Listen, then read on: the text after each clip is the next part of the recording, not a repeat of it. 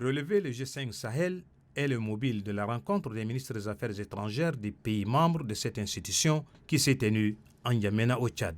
Cette réunion a vu la présence des ministres des Affaires étrangères du Burkina Faso, de la Mauritanie, du Niger et du Tchad qui constituent aujourd'hui le G5 Sahel après le retrait du Mali de cette plateforme.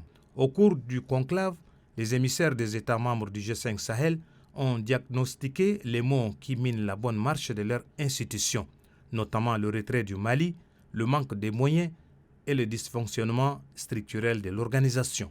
Tous ces maux qui entravent le bon fonctionnement du G5 Sahel ont été soigneusement identifiés, ce qui a permis aux experts militaires et administrateurs de proposer quelques pistes de solutions à cette crise. À cet égard, les ministres des Affaires étrangères réunis pour la circonstance se sont focalisés sur un certain nombre de points permettant à l'institution de sortir la tête de l'eau. L'accent a été mis sur la prise en charge collective en termes de défis sécuritaires, économiques et environnementaux.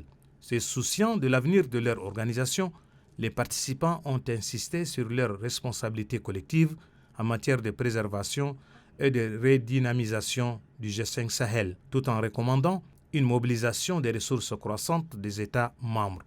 Afin de gagner ce pari, il a été question d'organiser un sommet extraordinaire des chefs d'État pour la relance des activités de cette chère organisation sahélienne. À cet effet, les représentants des pays membres du G5 Sahel invitent la République du Mali à réintégrer le groupe pour le bien-être des populations et le développement socio-économique de la région.